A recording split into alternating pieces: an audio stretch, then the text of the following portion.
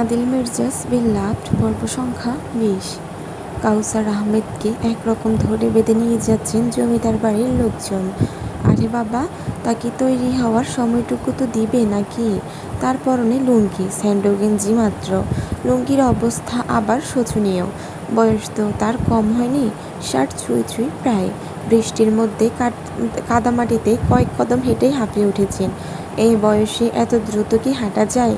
তিনি এক মুহূর্তের জন্য দাঁড়ালেন জিরিয়ে নেবার জন্য, অথচ এতটুকুর ধৈর্য নেই শহরে মানুষজনের বোধহয়। স্বপন তার হাত থেকে মেডিকেল বক্স নিতেই রাদিন নির্বিকার মুখে ভদ্রলোককে নিজের চওড়া কাঁধে উঠিয়ে নিয়েছে। পরনের লুঙ্গি ধরে আর্তনাদ করে ওঠেন কাউসার সাহেব। বাবা, আমার লুঙ্গি! তক্ষুনি এসে থেমেছে কালো গাড়িটা। স্বপন ড্রাইভিং সিটের পাশে উঠে বসতে বসতে তাড়া দেয়, চল চল। রাদিন ভদ্রলোককে গাড়িতে তুলে নিজেও উঠে বসেছে। গাড়িটা চটে দ্রুত বেগে।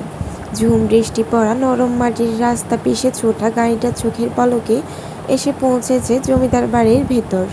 নাসির শিকদার তার ভাইদের নিয়ে দাঁড়িয়েছিলেন দুয়ারের কাছে। রাদিন গাড়ি থেকে নেমে পুনরায় কাঁধে তুলতে চাইলেন কাউসার আহমেদকে, ধরপড়িয়ে সরে বসেন। বাইরে চেয়ে ধরে আশা কণ্ঠে বলেন, নাসির নাসির, এইদিকে আহ তাড়াতাড়ি। এই কাদের তুমি পাঠাইছ এমন গুন্ডামি করতে আইতেছে কেলা? স্বপনের থমথমে মুখে আধার নামল। রাদিন অবশ্য তা কানে তুলল না। পুনরায় ভদ্রলোককে কাঁধে তুলে নিয়েছেন। কচ্ছপের মতো অমন গুটিসুটি কদমও সহ্যই হচ্ছে না। দ্রুত কদম বাড়িয়েছে বাড়ির দিকে। নাসির সাহেব হাতের ছাতাটা ছোট ভাইয়ের হাতে ধরিয়ে নিজেও এগোতে এগোতে জানালো, চাচা, ওরা অত্যন্ত চিন্তিত দেইখা এমন করতেছে, নাইলে এমন করে না। খুব ভদ্র, ভালো আছে। তোমাকে জানাইলাম না আমগো বসের সম্পর্কে? তার বাচ্চার জ্বর, বুঝোই তো, বাচ্চা মানুষ, গুরুতর। কাউসার সাহেব কাঁধে ঝুলে থেকে চোখ রাঙালেন, দাঁতে দাঁত পিষে বলেন, বুঝছি নাসির, বুঝছি। আমারে নামাইতে বলো। আমার পা জোড়া এখনো ভালো আছে, দিব্যি হাঁটতে পারি। জব্বার সাহেব একবার তাকালেন শক্তপোক্ত মুখের রাদিনের দিকে, তারপর স্বপনের দিকে।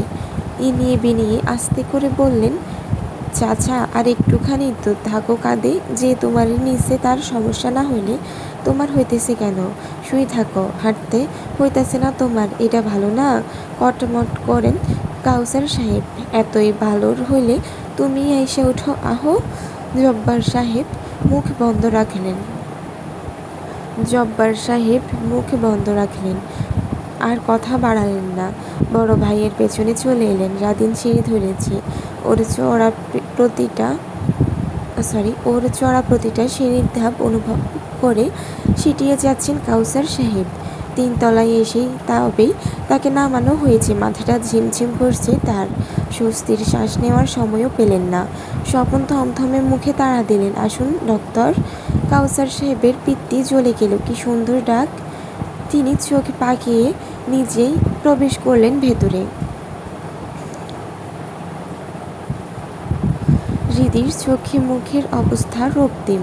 শুকনো ঠোঁটে কিছুক্ষণ আগেই তেল ছুঁয়ে দিয়েছে রোজা। ওর মাথার কাছটায় বসে বারবার কপালে ছুঁয়ে দিচ্ছে। যতবার ছুঁয়েছে ততবারই ওর হৃদয়টা দুমড়ে মুচড়ে যাচ্ছে। বাচ্চার এমন অবস্থার জন্য ও নিজেই দায়ী।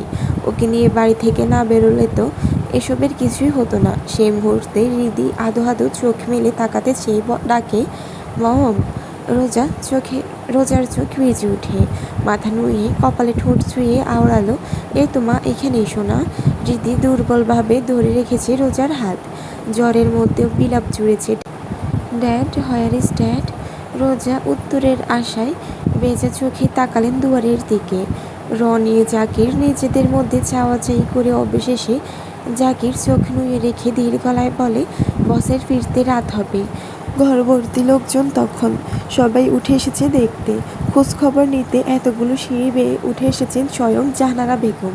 চিন্তিত মুখে বসে আছেন সোফার এক কোণে। এবারে নরম গলায় বললেন রোজার উদ্দেশ্যে, শান্ত হও নাতবউ, কাউসার আইতেছে। ও এখানকার সবচেয়ে ভালো ডাক্তার, ঠিক হইয়া যাইবনে। রোজা প্রত্যুত্তরে কিছু বলতে পারে না, রীতিকে নিয়েই ব্যস্ত থাকলো। কপালের ভেজা রুমালটা উল্টে দিল, লালচে গাল ছুঁতেই প্রবেশ করেন কাউসার সাহেব। বাইরে দাঁড়িয়ে থাকেন নাসির, শিকদার সহ তার ভাইয়েরা। রোজা দ্রুত উঠে দাঁড়াতে চাইলে রীতি গুঁকিয়ে ওঠে। কাউসার সাহেব বাদ সাধলেন তাতে। উঠতে হইব না ম্যাডাম, বসে থাকুন, আপনি কাছে থাকুন। রোজা সালাম জানালো, বসে থাকলো অগত্যা। কাউসার সাহেব অন্য পাশ দিয়ে গিয়ে বসলেন হৃদির পাশে। প্রথমে হাতের পিঠ দিয়ে হৃদির কপাল ছুঁয়ে দেখলেন, তারপর মেডিকেল ব্যাগ থেকে বের করলেন থার্মোমিটার। ওটাকে রোজার হাতে দিয়ে বললেন হৃদির আর্মপিটের রাখতে। রোজা রাখে, কয়েক সেকেন্ডের পরে থার্মোমিটার বের করে দিলে কাউসার সাহেব দেখে বলেন 102 ডিগ্রি। জ্বর তো ভালোই। বৃষ্টিতে ভিজেছে। তিনি ব্যাগ থেকে স্টোথোস্কোপ বের করে ধীরে ধীরে হৃদির বুকে আর পিঠে শুনলেন। ভদ্রলোক যতক্ষণ দেখছিলেন, রোজা সতর্ক চোখে চেয়েই থাকলো। বলল, হ্যাঁ, অনেকটা সময় ভিজা হয়েছে। কাউসার সাহেব সামান্য হাসলেন, বলেন, আর চোখে চেয়ে শান্ত হন, বৃষ্টিতে ভিজতে দিবেন না, সেরে যাবে ইনশাল্লাহ। ঘুটঘুটে অন্ধকার, সবটা জমিয়ে নামছে বিরামহীন বৃষ্টি। তাণ্ডব তোলা বাতাসে দুলছে বড় বড় গাছের মোটা ডালপালাগুলো। বজ্রপাতের শব্দে কাঁপছে গোটা গ্রাম। কাদামাটিতে ভেজা ইটের রাস্তা পিষে ছোটা গাড়িগুলোর যেন কোনো গন্তব্য নেই। গণহারে এতগুলো গাড়ি এলোমেলো। ছোটোখাটো যে গলির রাস্তা ছোটে ওখানেই ভূমি পর্যন্ত থরথর করে কেঁপে উঠছে। গাড়ির উচ্চ শব্দ বৃষ্টির ভারী শব্দকেও হার মানাচ্ছে। ড্রাইভিংয়ে এলেন বসেছে। ওর ড্রাইভিংয়ের হাত ভালো। ফাঁকা রাস্তাও যেন সাগরে পাওয়ার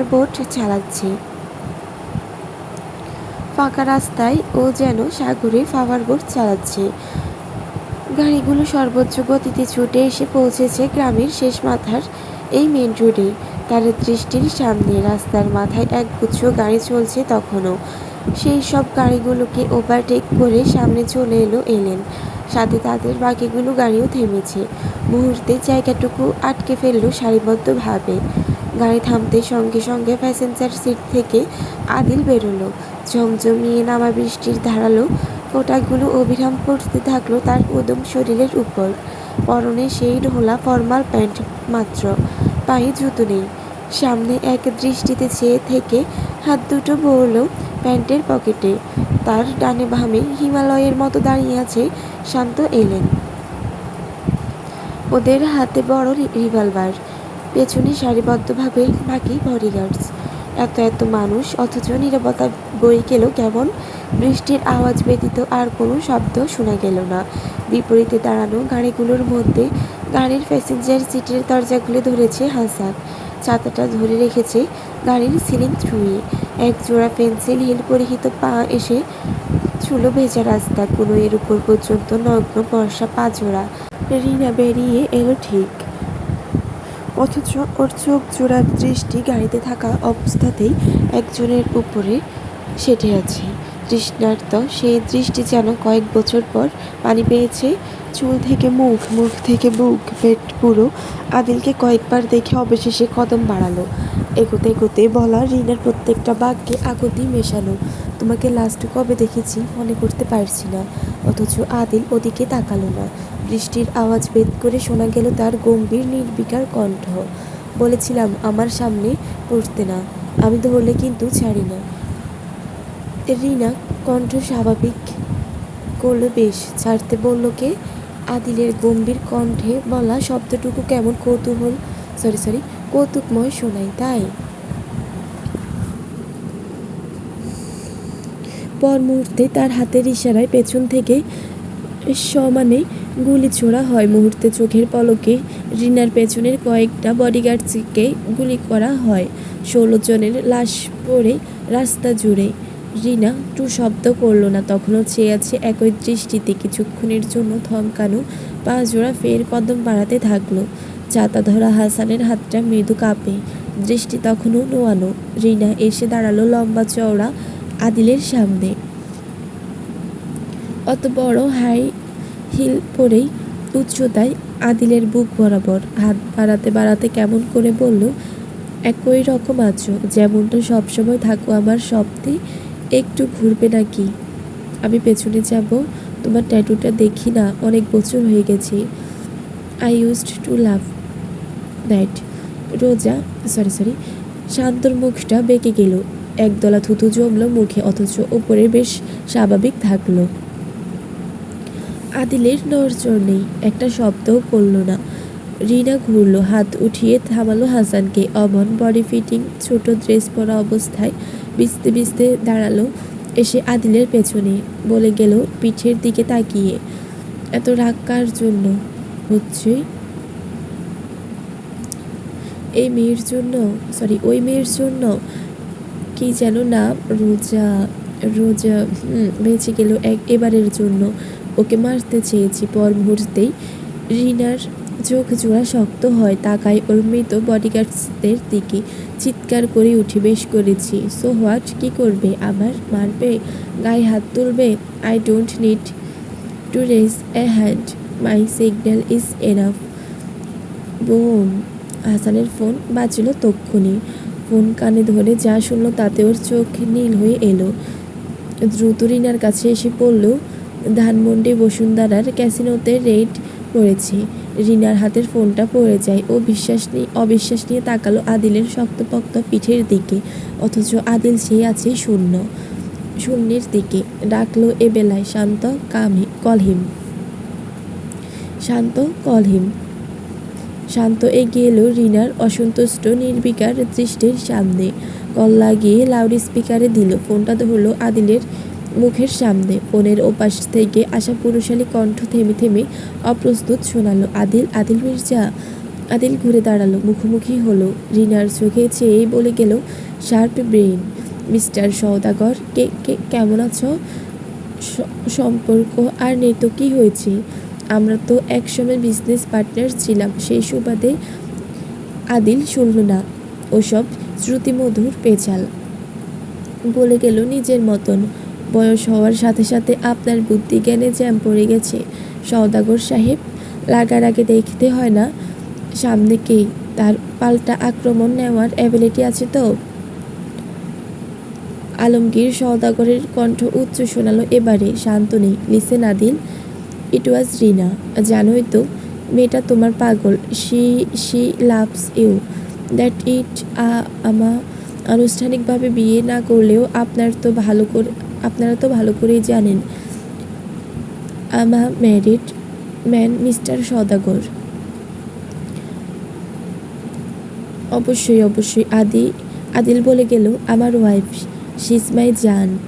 আমার জানে এত বড় আঘাত করার পরও আমি কিভাবে হাত গুটিয়ে সহ্য করি বলুন? ফোনের ওপাশ থেকে আলমগীর সওদাগরের গায়ের পশম দাঁড়িয়ে গিয়েছে। Adil will talk.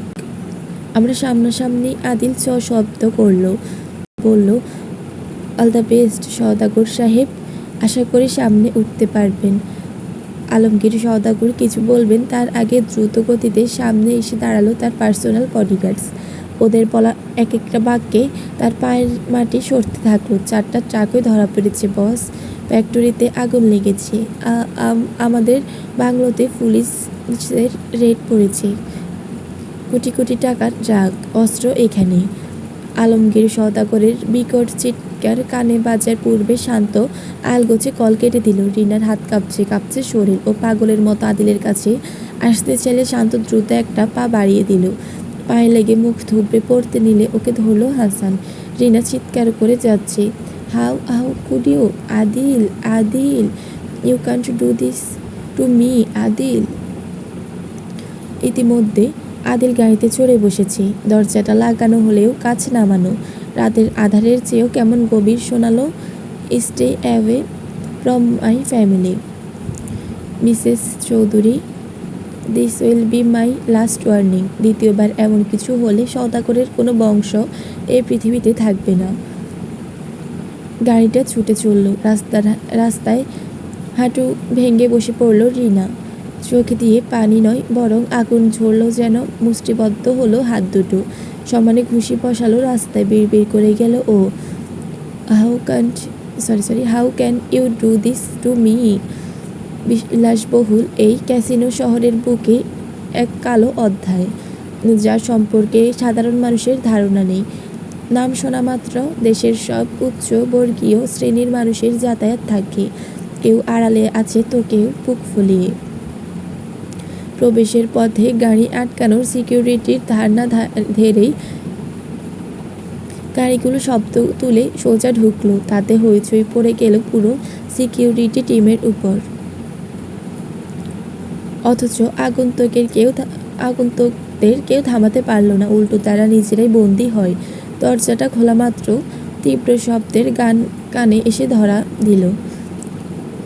O Leila কি নাচরে নাশিলি, ও হার এক আদা হ্যাঁ রাঙ্গিনী, ऐसे सेक्सी चल है तौबा, हुस्न से मालामाल है तौबा, उफ ये कमर लचकीली क़यामत ही कर देगी, उफ ये कमर लचकीली क़यामत ही कर देगी, ओ लैला तेरे लेब लेगी तो लिख के ले हे, ओ लैला तेरे ले लेगी तो लिख के ले। স্টেজে তখন নাচ হচ্ছে। নিচ থেকে পুরুষেরা মুখ হাঁ করে মিলেমিশে হইচই করছে, হাত বাড়িয়ে ছুঁয়ে দিচ্ছে নারী দেহের উন্মুক্ত অংশ। দু হাতে টাকা বিলেছে কাগজের মতো। মিনি স্কার্ট পরিহিত এক সুন্দরী নারীকে নিজের কোলে নিয়ে যে নাচছে তাকে দেখে শান্তর ভ্রু দুলে ওঠে। আগ্রহী চোখে দেখে গেল ওই উচ্ছ্বাস। লাল কালো কার্পেট পিষে আদিল প্রবেশ করতে অনেকের উল্লাস থেমে যায়। তার বডিগার্ডস ততক্ষণে সামনের সবাইকে সরিয়ে দিয়েছে, পাকা করেছে আশেপাশটা। লাল সোফায় আদিল পায়ের উপর পা তুলে বসলো। শান্ত গানের তালে একটু ধুলে বলল, বস যাবো নাকি? এলেন নাক কুচকাল। জীবনের শেষ আনন্দটুকু গিলতে দে। স্টেজে নাচছিল অনেকগুলো নারী। একজন যার পরনে পাতলা স্কার্টের পাকে পাকে সবটাই দেখা যাচ্ছিল। পানারি আশ্চর্যজনকভাবে স্টেজ থেকে পাতলা। দৃশ্যমান কোমর হেলিয়ে ধুলিয়ে রহস্যময় ভঙ্গিতে আসছে এদিকেই। ঠিক এসে দাঁড়ালো আদিলের মুখের সামনেই। কোমর বেঁকিয়ে কাছে আসতে চাইলেই আদিল অধৈর্য কণ্ঠে বলে উঠল, এটাকে সরা। এটা সুন্দরী মেয়েটার চোখে দুটো বড় বড় হয়ে এলো। বোধহয় এমন আশ্চর্য আচরণ এই প্রথম পেয়েছে। বেচারি সহ্য করতে পারল না, হতভম্ব হয়ে নড়ে চড়ে পিছিয়ে এলো কয়েক কদম। এলেন আর চোখে বসের মুখের দিকে চেয়ে ঠোঁটে ঠোঁট টিপল। বসের নারী বিষয়ক ধৈর্য শূন্যতে চলে গিয়েছে। অন্যদিকে মেয়েটাকে অবশ্য সরাতে হয়নি, ভয়ে নিচেই সরে গিয়েছে। অপরদিকে স্টেজে মেয়ে নিয়ে পুশ দিতে মাতোয়ারা হয়েছে। রেওয়াজের দৃষ্টি হঠাৎই নিচে পড়ে। লাল সোফায় পায়ের উপর পা তুলে সিগারেট ধরানো সুঠাম দেহের উপর পড়তে থমকায় ও। হাত পা মুহূর্তে অসাড় হয়ে যায় যেন। অন্যদিকে শান্ত দুলতে দুলতে কয়েকবার রিভলভার চালাতে গান বন্ধ হয়। স্টেজের সুন্দরী মেয়েরা পালাতে ব্যস্ত। আপাতত রেওয়াজ একাই দাঁড়িয়ে আছে। বিস্ময় বাড়াতে শান্ত ডাকলো, আসুন এদিকে আসুন মিস্টার রেওয়াজ, কতকাল দেখা নেই। Our boss misses you so much. রেওয়াজের হাঁটু কাঁপলো, ঠক ঠক করে। নিজেকে শান্ত করতে চাইলো। তার হাত আছে কিভাবে জানলো? কিভাবে সম্ভব? সওদাগর তো জীবনেও বলবে না। তাহলে ভেতরে তাণ্ডব বলেও সম্মুখে রেওয়াজ হাসতে চেয়ে নরম স্টেজ থেকে নামলো। বিনয়ের সাথে এগোতে এগোতে বলল, মির্জা সাহেব যে বাকিটুকু আর বলতে পারল না। নাইবার কদম বাড়াতে পারল। আদিল আচমকাই গুলি ছুঁড়েছে তার পায়ে। তৎক্ষণাৎ পা ভেঙে বসে পড়েছে বেচারা। গুলিটা করেছে ডান পায়ে। অবিশ্বাস্য চোখে চেয়ে আর্তনাদ করে উঠল, গুপ্তচর আছে সওদাগরের সাথে। আদিল ডান ভ্রু তুলল, উঠে এলো রেওয়াজের সামনে। জ্বলন্ত সিগারেটের মাথাটা কপালে ঠেসে ধরে আওড়ালো সে, তোরা যদি চলিস ডালে ডালে তবে আমি চলি পাতায় পাতায়। রেওয়াজ চিৎকার করে উঠে যন্ত্রণায় অনুনয় বাদ দিয়ে তাতে দাঁত পিষে বলে গেল, আমার কিছু হলে কি জবাব দিবি?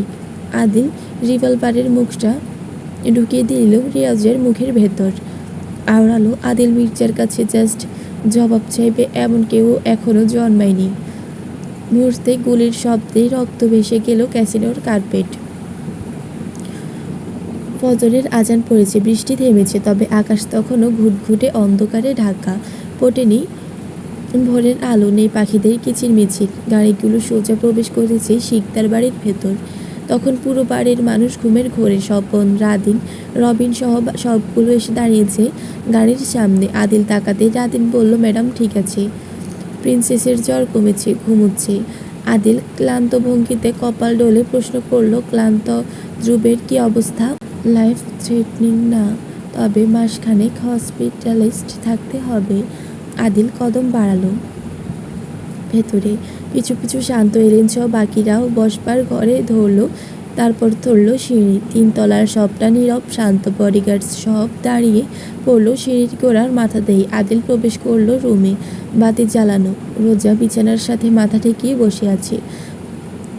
ওর এক হাত ঘুমন্ত হৃদির বুকের উপর। আদিল নিঃশব্দে এসে দাঁড়ালো বিছানার পাশে। রোজার দিকে এক পলক চেয়ে তাকালো ঘুমন্ত নুয়ের মুখের দিকে। অবশেষে ঝুঁকে মেয়ের কপালে ঠোঁট ছুঁয়ে দিল। পরপর কপালে নিজের ঠোঁট চোয়ালো। ততক্ষণে রোজা নড়ে চড়ে উঠেছে। এত সামনে আদিলকে দেখিয়ে হকচকালো। ঘুমটা বোধহয় পুরোপুরি কাটেনি ওর। দুব্রু কুচকে আওড়ালো, কোথায় ছিলেন জিজ্ঞেস করতে বোধহয় ওর ঘুম পুরোপুরি কেটেছে। বড় চোখে তাকালো আদিলের দিকে। আদিল ঝুঁকে আছে তখনও। কানে বাজতে থাকলো একটা প্রশ্ন। সাথে মনে পড়ল ক্যাসেটাতে রেওয়াজকে বলা তার কথাটা। আদিল মির্জার কাছে কে জবাব চাইবে? এই তো আছে একজন, হয়েছে একজন। আয়াত তালুকদার। রোজা। আদিল নাক মুখে শব্দ করলো, হুম। রোজা আস্তে করে বিছানা ছেড়ে উঠে দাঁড়িয়েছে। দূরত্ব রাখলো অনেকটা। আওড়ালো, হৃদি জ্বরের ঘরে আপনাকে খুঁজছিল তাই। আদিল এগুলো 2 কদম। দৃষ্টি পড়ছে বাইরে। দৃষ্টি পড়ে রোজার ঠোঁটে, তারপর কোমরে। শুধু হৃদি, আপনি খোঁজেননি মিসেস মির্জা?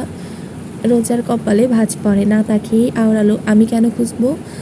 আপনাকে এত ভালো লিফট সার্ভিস দিলাম যেহেতু খুঁজবেন না? আপনাকে এত ভালো লিফট সার্ভিসিং দিলাম যেহেতু খুঁজবেন না?